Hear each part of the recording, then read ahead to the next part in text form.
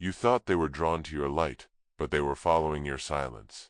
You thought you were chosen, but they were just looking for somewhere to fall apart. And you let them, because somewhere deep down, you believed holding their pain was the only way to be loved. But Carl Jung warned us. The unconscious of one person reacts upon that of another without either being conscious of the process, and what they called love might have been projection. What you called connection might have been collapse, and what you called your gift might be the very thing slowly draining you. They always find you, don't they? The broken ones. But maybe it's time to ask, why? Who holds you when you're breaking? Who listens to you without fixing you? Who makes space for your silence without rushing it away? You've been that for everyone, haven't you? The safe space? The steady one? The person they turn to when the world gets too loud or their own pain becomes too much to carry. They come to you like it's natural, as if your soul was designed to absorb what others avoid. And maybe it was. Maybe you were born with that deep kind of empathy. The kind that sees through walls, that hears what's not being said, that reaches beyond logic into the realm of emotional truth. But there's something no one talks about, something even you try not to admit. Being the healer is lonely, not because no one is around, but because when you're strong for everyone, no one stops to ask if you're tired. They assume you'll handle it. They always do. They don't mean to use you, but they do, and you let them. Because you think that's love. You think being needed is being valued. But the truth is, you're not tired of them. You're just tired of never being seen. You've been pouring from a cup that never gets refilled, giving your presence while feeling invisible. You're depleted but still available, broken but still showing up. And the worst part is, you feel guilty for needing rest. You feel selfish for wanting space. Carl Jung once said, loneliness does not come from being alone, but from being unable to communicate the things that seem important to you. And isn't that what you've been living? You give so much of yourself, but no one sees the cost. Not even you, because you're used to hiding it behind calm smiles and tired nods. But deep down, you've been carrying the weight of everyone else's pain, while quietly drowning in your own. And maybe it's time to ask a question you've never dared to say out loud. What if you're not here to save them all? What if you deserve to be held to? It always felt random, didn't it? The way broken people seem to find you? Like you're some kind of emotional magnet. You could be at a party, sitting quietly, and the one who's been holding back tears all night will end up next to you, talking about things they've never told anyone. Or you post something simple online, and suddenly strangers are messaging you their life stories. And you wonder, why me? What is it about me that calls out to their pain? Carl Jung called this resonance, not just empathy, not sympathy, but something deeper, more magnetic. He said, the wounded will always be drawn to the one who listens without judgment. And that's you, isn't it? Not because you try, but because it's just who you are. You carry a silence that feels safe, a stillness that others collapse into, and without even realizing it, you've become a lighthouse for people who are drowning. Not because you have all the answers, but because you don't demand anything from them, and that alone is rare. They come because they feel your presence before your words. And sometimes, it feels beautiful, almost like purpose, but then it starts to drain you, because you're holding what isn't yours, feeling pain that doesn't belong to you, trying to soothe storms that were never meant to be your burden.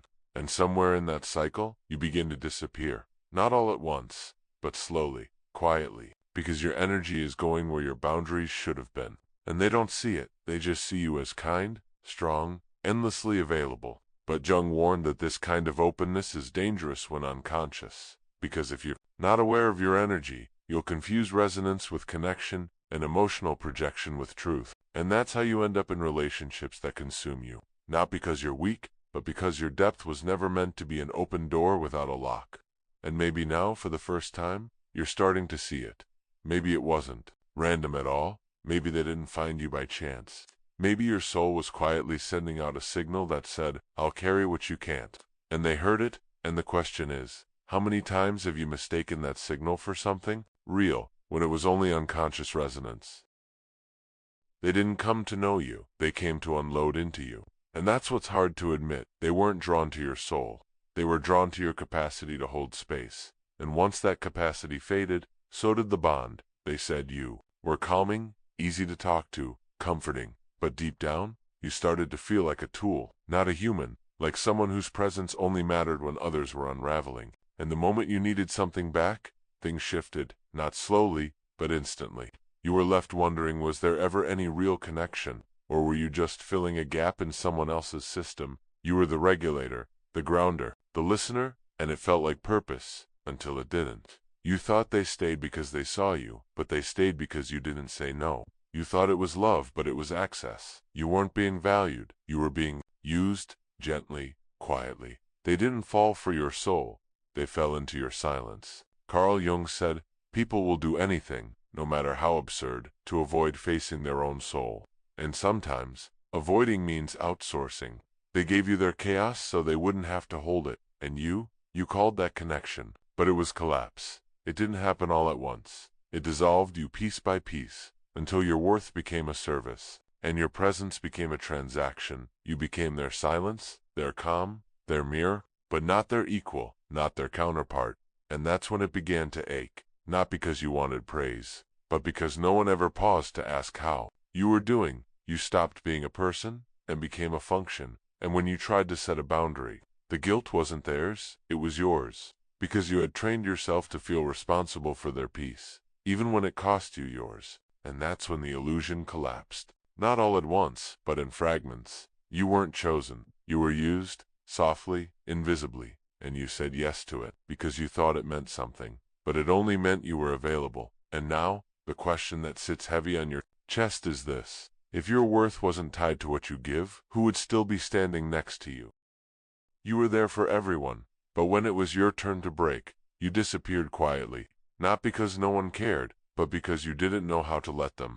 Every part of you was trained to hold space, to smile through the ache, to show up even when your hands were shaken, and over time, exhaustion became your baseline. The water you swam in, so familiar you forgot you were drowning. But it's not just exhaustion, is it? It's something deeper, heavier, harder to name. It's the guilt, the kind that shows up the moment you even think about resting, the kind that whispers, you don't get to stop, even when your soul is pleading for silence. Because somewhere along the way, you started to believe that love meant staying, even when it hurts, that worth meant being useful, even when you're empty. And now, every time you consider pulling back, it doesn't feel like healing, it feels like betrayal, like abandoning the people who count on you, but you're not. Tired from giving, you're tired from never being allowed to stop. You're tired from being the emergency contact for everyone else's pain while no one even notices yours. And you hate admitting that, because you were proud of being strong, proud of being steady. But now that strength is cracking from the inside, and no one sees it, because you're still the one saying, I'm fine. Still the one answering late-night calls. Still the one holding the weight with a smile. But beneath it all, your body is screaming. Your spirit is folding in on itself. And the hardest part is, no one's making you do it.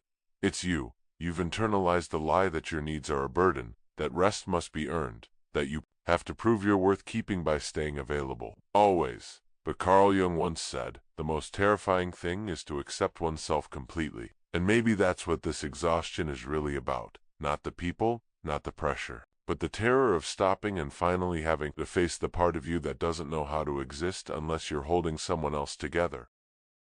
You were taught that staying meant strength, that endurance was loyalty, that the ones who never walk away are the ones who love the most. And so you stayed. Long after it began to hurt, you stayed even when your hands were empty, even when your chest felt hollow, because you thought if you left, it would mean you didn't care. But here's the truth you've been avoiding sometimes. Staying is not love. It's self-erasure. Sometimes the most loving thing you can do is leave the place where your nervous system is screaming and your soul is being slowly silenced. You thought you were being strong by holding on, but maybe your strength is in your ability to let go. Carl Jung said, until you make the unconscious conscious, it will direct your life and you will call it fate.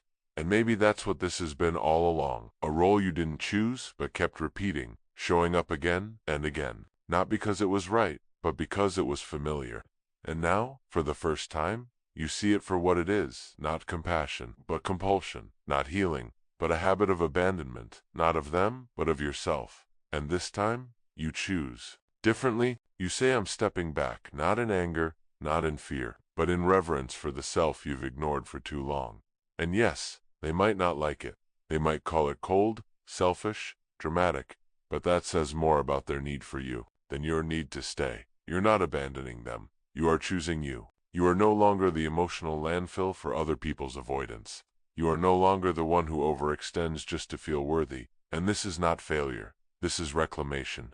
You are saying no, not to love, but to the version of love that demands your silence, that measures your value by how much you absorb, that treats your presence as a service instead of a soul. And maybe for the first time, that no feels sacred, because walking away doesn't mean you're giving up. It means you've outgrown the role, and now you're finally ready to play your life, not by obligation, but by truth. You can still open your heart, but this time you lead with discernment, not duty. You show up with softness, but it's a softness held by a spine, not a wound. You've learned the difference between being present and being porous, between holding space and being consumed by it, because no one ever told you that kindness without boundaries becomes a magnet for chaos. No one taught you that saying I need time isn't rejection, it's regulation. So now, before you say yes, you pause. Before you respond, you breathe. Before you absorb someone's pain, you ask, is this mine? Am I safe to hold this? Or am I about to lose myself again? Carl Jung said, your vision will become clear only when you can look into your own heart. And now, that's exactly where you go first, inward. Into the space where your nervous system whispers truths before your mind can override them, and you start building a new kind of presence, the kind that notices when your shoulders tense, when your gut tightens, when your yes feels like betrayal, and instead of overriding it, you honor it, you trust the signal, you let the moment breathe before giving it your energy, and that's not selfish, that's sacred. You stop trying to fix discomfort just because it's loud. You stop offering pieces of yourself just to be included. And slowly, everything shifts. You still care, but now you choose who receives it. You still connect, but only where reciprocity lives. You still love, but not at the cost of your clarity. And that's the real work, the daily, quiet courage to pause, to say no softly, to unfollow with peace, to step away without guilt, to recognize that your presence is powerful but never owed, that your love can be full and still selective. And maybe this is what maturity feels like, not harder, not colder, just clearer, more honest, more attuned to the kind of peace that doesn't ask you to vanish in order to belong. Because now, you're not seeking connection through collapse. You're seeking resonance through truth. And in that space, you don't lose yourself to open. You find yourself by choosing who gets in. You learn to become the calm in other people's storms because no one knew how to hold yours. While others spilled, you swallowed. While they fell apart loudly, you broke quietly, but still showed up. Not because you were fine, but because you had no other choice. Strength became your armor, and silence became your shelter. You didn't choose to be the strong one, the one who always understands, the one who never complains. You became that person because somewhere along the line, being too much cost you connection, so you tucked away the pieces that trembled, the parts that raged, the little voice inside that whispered, I'm not okay. You didn't abandon yourself to be heroic, you did it to survive. But survival has a weight, and you're feeling it now, not as pain from others, but as ache from within, because the soul doesn't forget what it had to bury to be accepted. That younger version of you, the one who felt things deeply, who wanted to be held instead of holding, who cried when the world was too loud, she's still in there, and she doesn't want saving, she wants acknowledgement. You spent years becoming who others needed, but now, your healing requires a different kind of bravery. The bravery to sit with the self you silenced, to grieve the moments you performed. Peace while feeling like chaos inside, to say, I see you, not as weakness, but as truth. Carl Jung wrote, the privilege of a lifetime is to become who you truly are. And to do that, you must walk back toward the places where you left pieces of yourself behind, not to judge them, not to fix them, but to welcome them back with warmth. You don't need to keep proving your worth through emotional labor. You don't need to keep being the safe space while your own soul withers in isolation. Real healing begins when you stop performing wholeness and start practicing it. When you give yourself the softness you once reserved only for others. When you become the one who sits beside your pain and says, you don't have to hide anymore. The part of you that once curled into silence to keep the peace isn't broken. She's exhausted. She's been waiting for you to choose her. Not in theory, but in the moment you say no to what drains you. Yes to what nourishes you. And maybe for the first time, you stop asking, who needs me? And start asking, what do I need to feel whole again? Because the ache you carry isn't just from what others did. It's from all the times you kept walking past yourself to tend to someone else. And today, maybe, is the day you pause, turn around, and return. not to become better, but to become real, not to earn love, but to feel what it means to be loved by yourself. And that changes everything, because once you know how to show up for the part you left behind, you're no longer giving from a wound, you're giving from a home. They told you strength meant being composed, that it looked like smiling through the ache, giving without pause, staying steady while everyone else fell apart, and for a while, you believed it. You made it your identity, the steady one, the reliable one, the emotional rock. But inside, something cracked, not because you weren't strong, but because that version of strength never included you. It was a script written by generations who equated silence with honor, who wore burnout like a badge, who praised endurance while quietly breaking beneath it. And no one ever paused to ask, what if that isn't strength? What if that's just fear with better posture? Because real strength isn't about how long you can suppress your needs. It's about how gently you can meet them. It's not how much you carry for others. It's how honestly you carry yourself. Carl Jung once wrote, the most terrifying thing is to accept oneself completely. And maybe that's the threshold you're approaching, the moment you realize you don't need to be the strongest person in the room. You just need to be real. Real with your limits. Real with your sadness. Real with the desire to be seen not as unbreakable, but as humane. You're not here to prove you can take it all. You're here to learn when to put it down, when to say, this weight isn't mine, when to whisper, I need space, not as a retreat, but as an act of reclamation. You don't need to be the vessel for everyone's storm to be valuable. You don't need to disappear behind the role of the healer to be loved, because real strength is presence with boundaries, compassion with clarity, openness without yes. People may not understand this version of you, the one who pauses before saying yes, the one who no longer rushes in to fix, the one who holds space but no longer empties herself to do it.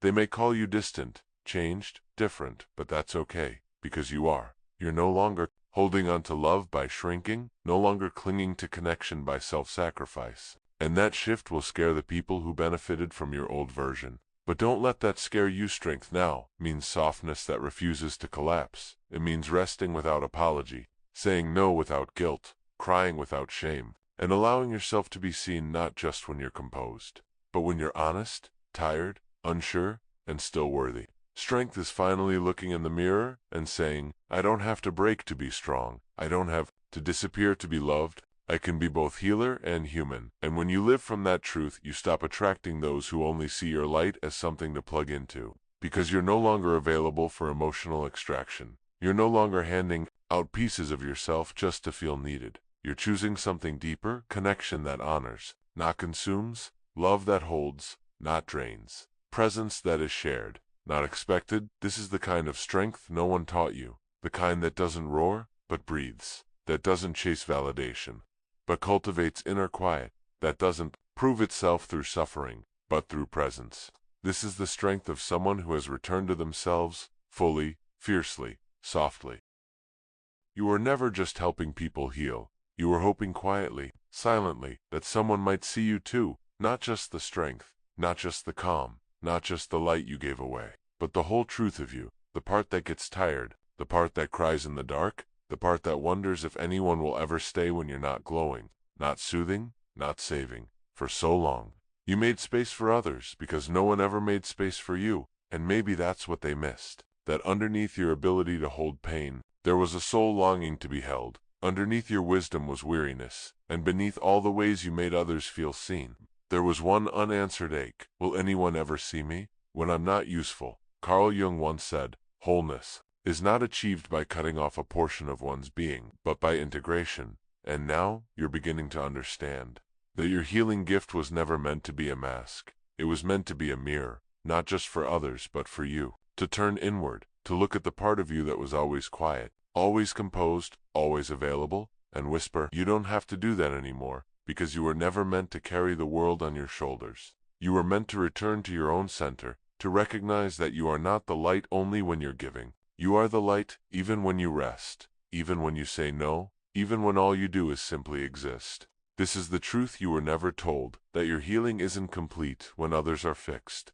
It's complete when you feel whole, without performance, without permission, without needing to be useful to be loved. And yes, it's scary to let go of the role that once kept you safe, to risk being seen not as the healer, but as a human. But this is the sacred part of your journey. Now, you are no longer just holding space. You are reclaiming it. For yourself, for your breath, for your softness, for the life you postponed while saving everyone else, and maybe, for the first time, you're realizing you never needed to be perfect to be worthy. You never had to be strong to be lovable. You were never too much or not enough. You were just unseen in all the wrong places. But that ends here, because today, you see you. So let this be your homecoming, not to the role you've outgrown, but to the soul you abandoned along the way. Let this be the moment you whisper, I matter to, and finally believe it. Let this be the day you rest, not because you're broken, but because you're sacred. You were never just the healer. You were the soul behind it, the one still learning how to receive, still worthy when quiet, still lovable when undone, still enough when not fixing anything. And maybe, just maybe, that's where your truest healing begins.